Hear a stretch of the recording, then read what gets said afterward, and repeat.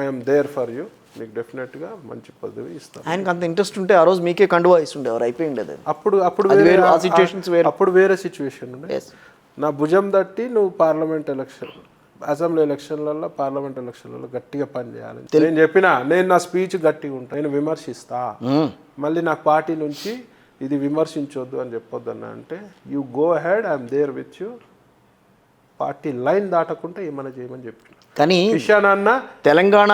తెలంగాణ బీజేపీలో రెండు వర్గాల్లో ఒక వర్గం మనిషి అయినా ఉండాలి, ఈ వర్గం మనిషి అయినా, ఆ వర్గం మనిషి అయినా ఉండాలి. బీజేపీ మనిషి, నాట్ వర్గం మనిషి. మీరు ఈ వర్గం మనిషి కాబట్టి అటువైపు ఆ వర్గంలో మీకు లేదు. బీజేపీ ఈ వర్గంలో ఉన్నారు కాబట్టి ఈ వర్గంలో ఉన్న వాళ్ళు ఇట్లాగే ఉండిపోతున్నారు, ఆ వర్గంలో ఉన్న వాళ్ళు బాగా పైకి ఎదుగుతున్నారు. ఏ వర్గం నేనున్నది? నేను ఎందుకు మళ్ళీ నేను నేమ్ చేయటం ఎందుకు? వాళ్ళందరూ నాకు కూడా తెలియదు కదా, మీరు చెప్తే నాకు తెలుసు. బయట ఏమనుకుంటారో తెలుసుకోవాలి కదా. ఏ వర్గంలో? లక్ష్మణ్ గారి వర్గంలో ఉన్నారు మీరంతా. నాకు తెలియదు మరి. అదేంటి? నేను లక్ష్మణ్ అన్న, కిషన్ అన్న, ఏ నేమ్ ఏ లీడర్, అందరితోటి బాగుంటది. మీరు బాగుంటారు, నేననేదని కాదు. ఇప్పుడు ఒక కార్యకర్త అన్న తర్వాత అందరు నేతలతో కూడా వర్గం ఉంటే, నేను లక్ష్మణ్ గారి వర్గం ఉంటే వేరే ఈటల రాజేందర్ గారిని కాదు, వద్దు. Example of course Etela Rajender గారితో బండి సంజయ్. బట్ ఇవన్నీ నేను ఎందుకు అడుగుతున్నాను అని అంటే, బండి సంజయ్ అన్నకి నేను అసెంబ్లీ ఎలక్షన్లో పోయి ప్రచారం చేసేసి సంజయ్ అన్న వర్గమా కాదు కదా. కానీ ఎవరు కూడా మిమ్మల్ని ప్రోత్సహించట్లేదు అనేదే ఇక్కడ బాధ సార్. ప్రోత్సహించట్లేదు అనేది కదా అనుకుంటే ప్రవీణ్ గారిని అడిగేది ఎందుకు, ప్రోత్సహించట్లేదు ఎందుకు? దేర్ ఇస్ సమ్ లిమిటేషన్స్ అనేవి ఎవరికండి? ఎవరికి ప్రవీణ్ గారు, ఎవరికి లిమిటేషన్స్ అంటే నిజంగా పార్టీలో వాళ్ళు ఎక్కడ ఉన్నారు, ఎక్కడ వేసిన గొంగలు అక్కడే ఉంటాయి కనుక అట్లాంటి వాళ్ళకి లేదు నువ్వు ఏదైనా చెయ్యి చూపించు నేను చేస్తాను. మీరు అలా కాదు కదా. వినండి, నేను ప్రతి చోట తిరుగుతున్నా, అది నేను అంటున్నా, అన్ని చోట పోతున్నా. నాకేముంది, ఒక పార్టీ పదవి లేదు. ఇప్పుడు పార్టీ పదవి కొత్త అధ్యక్షుడు వచ్చినాకనే నేను అడుగుతాను. నేను ఒక జర్నలిస్ట్ ఒక మాట అనేస్తాను, మీరు ఒప్పుకున్నా ఒప్పుకోకపోయినా మీకు రాజకీయం తెలియదు అంతే. మీకు రాజకీయాలు తెలియదు వద్దు, మీకు రాజకీయమే తెలీదు. సరే, మీరు ఎజెండా వెనకాల వెళ్ళిపోతున్నారు కాబట్టి అసలు రాజకీయాలు ఏంటి, బీజేపీలో రాజకీయాలు ఏమున్నాయి, దాన్ని నేను ఎట్లా ఎదుర్కోవాలన్న ఆలోచన మీకు రావట్లేదు. మీకు అది తెలియదు. నేను చెప్తున్నా కదా, పేషెన్స్ ఉంది నాకు. పెద్ద మాట ఇచ్చినాడు, మా పెద్ద మాట ఇచ్చినాడు, పేషెన్స్ ఉంది. దానికి ఏముంది, దానికి పదవి పదవి పదవి. ఇప్పుడు మళ్ళీ కొత్త అధ్యక్షుడు అయితే అన్ని రద్దు అవుతాయి. అందుకే నేను కూడా ఇప్పుడు ఈ 3 నెలలు 2 నెలలు ఎప్పటి వరకు నాకు తెలిసి వెరీ షార్ట్ పీరియడ్లో ఎవరు కావాలని కోరుకుంటున్నారు? ఎవరైనా నాకు ప్రాబ్లం లేదు. ఈటల రాజేందర్ గారి పేరు వినిపిస్తుంది. నేను చెప్తున్నా, ఎవరైనా నాకు ప్రాబ్లం లేదు. దాన్ని బట్టి మీరు అర్థం చేసుకోండి, నేను ఒక వర్గానికి చెందిన మనిషిని కాదు అని అనొచ్చు. బయటికి పదవి వచ్చే వరకు ప్రాబ్లం లేదు, ఎవరైనా మాట్లాడతారు. లేదు లేదు, ఎవరైనా ప్రాబ్లం లేదు నాకు. ఎవరు అధ్యక్షుడైనా ప్రాబ్లమే లేదు నాకు. మా కిషన్ అన్న అవుట్రైడ్గా మాకు మాట ఇచ్చినాడు, నాకు ప్రాబ్లమే లేదు. ఇంకా అసలు భయపడలేదు అయితే? భయపడాల్సిన బీజేపీలో పదవి గురించి మీరు అసలు ఆలోచనే లేదు మీలో? అసలే ఆలోచన లేదు నాకు. They take care, they will only take care. కానీ ఎన్నాళ్ళ పాటు నేను ఒక బీజేపీ నేతను మాట్లాడాల్సింది తప్పించి బీజేపీలో ఇగో మీరు ఉపాధ్యక్షులు చికోటి ప్రవీణ్ గారు అని మాట్లాడే మాట రావట్లేదే. మీకు మళ్ళీ ఇంటర్వ్యూ ఒక పొజిషన్ తోటే ఇస్తా. అప్పటివరకు ఇవ్వరా? మధ్యలో ఏదైనా జరిగితే ఏమన్నా ఉంటే ఇంటర్వ్యూ ఇవ్వండి. బ్రేకింగ్లో ఏమన్నా వస్తే ఇవ్వండి మీకు పొజిషన్ తర్వాత. అంటే అంత షార్ట్ పీరియడ్లోనే ఇస్తా. ఇది మై ఛాలెంజ్. ఇంకేం కావాలి? షూర్ ఛాలెంజ్ చేసి చెప్తున్నా కదా. ఎంత ఎక్స్పెక్ట్ చేస్తున్నారు? ఎంత టైంలో ఎక్స్పెక్ట్ చేస్తున్నారు? అధ్యక్షుడు రావాలి, నేను కొత్త కమిటీలో రావాలనుకుంటున్నాను. ఇప్పుడు మళ్ళీ నేను ఇప్పుడు పొజిషన్ రేపంటే రేపు గట్టిగా కృష్ణ నడిపిస్తాడు, మళ్ళీ కొత్త కమిటీ రాగానే రద్దు అవుతుంది. అనవసరం కదా. నాకు ఇంకా 3-4 ఉన్నాయి నేషనల్ లెవెల్లో కూడా ఆలోచిస్తున్నా. సో ఏది బెస్ట్ ఉంటే ఐ విల్ టేక్. ఎంపీగా సీట్ వచ్చి ఉంటే బాగుండేది, హ్యాపీగా ఉండేది డెఫినెట్గా. కానీ మీకు స్టామినా లేదని అనుకున్నారేమో. అనుకోవచ్చు. జహీరాబాద్ స్టామినా చికోటి పెట్టిన పటేల్ గారు కూడా, ఆయన కూడా ఓడిపోయాడు. ఆయన చికోటి స్టామినా ప్రజలకు తెలుసు. ప్రజలకు కాదుగా, ప్రజలకు తెలుసు, పార్టీకి కూడా తెలుసు.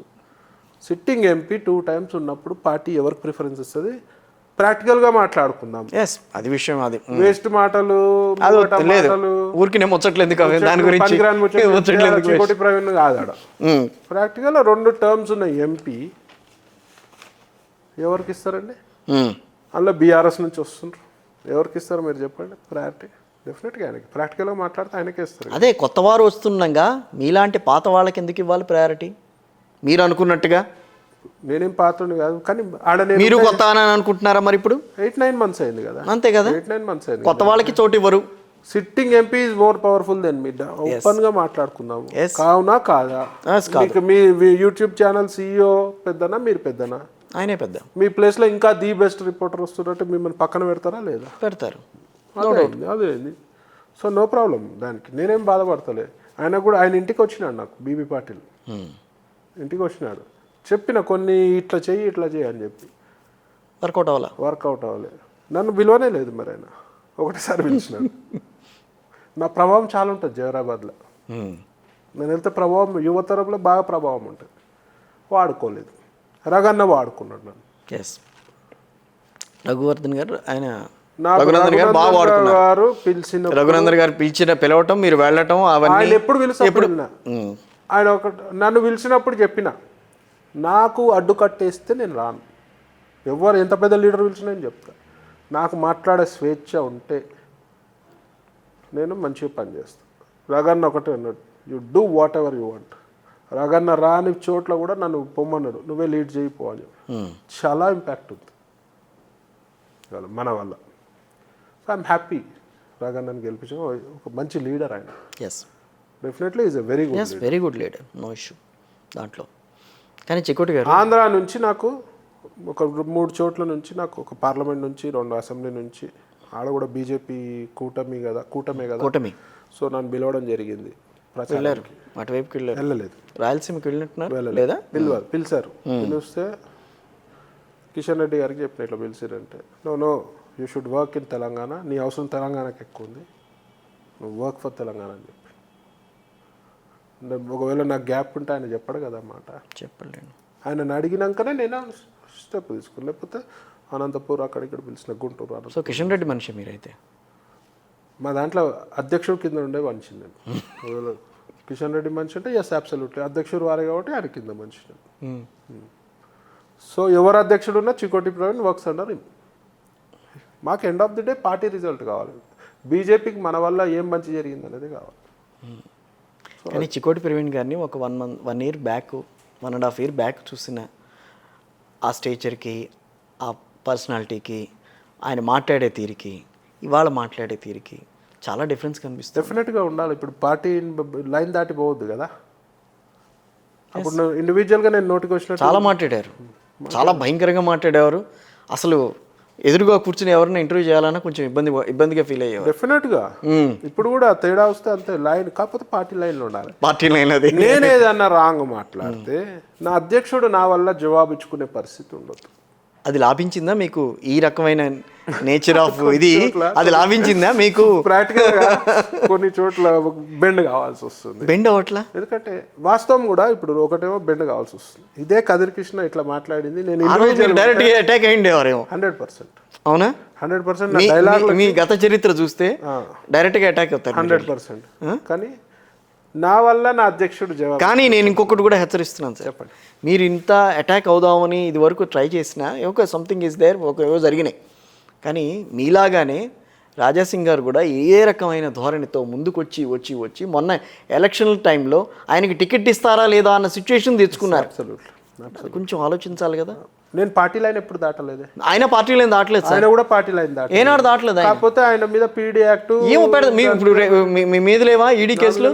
మరి ఈడీ కాదు, మన కమ్యూనల్ కేసులు. కమ్యూనల్ కేసులు లేవా మీ మీద? కానీ మీకు ఒక విషయం తెలుసా, రాజాసింగ్ గారు ఏమంటారు, నాకు పొలిటికల్ కాదు ఫస్ట్ హిందుత్వం ముఖ్యమంటారు. చికోటి ప్రవీణ్ ఏమంటాడు, పొలిటికల్ కాదు హిందుత్వం. అన్నిటికి మించి బండి సంజయ్ అన్న కూడా అదే అనుకో హిందుత్వం ముఖ్యం అంటారు. మా ముగ్గురిది ఒకటే స్టైల్. పేటెంటా ఏంటి బీజేపీకి హిందుత్వం అనేది? పేటెంట్ కాదు, అన్యాయం జరిగితే మేము ప్రశ్నిస్తాం. అన్ని పార్టీలు ఉన్నాయి సార్, మిగతా పార్టీలు కూడా ఉన్నాయి ప్రవీణ్ గారు. మిగతా పార్టీలు ఉన్నాయి. కాంగ్రెస్ పార్టీ ఉంది, బీఆర్ఎస్ ఉంది, ఇక్కడ బీఆర్ఎస్ ఉంది, కాంగ్రెస్ పార్టీ ఉంది, ఎంఐఎం కూడా ఉంది. ఎంఐఎం కూడా మాట్లాడుతుంది ఒక్కొక్కసారి. వాళ్ళ పార్టీ వాళ్ళని ఏమన్నా అన్న హిందువులు కూడా ఏమన్నా కూడా మాట్లాడింది చాలా సార్లు. అది బీజేపీ ఎందుకు తీసుకుంటుంది, ప్రతిదీ ఎత్తుకెత్తుకుంటుంది ఎందుకు? అదే దౌర్భాగ్యం. నేను చెప్తా కదా, అడిగారు, నేను చెప్తా కదా.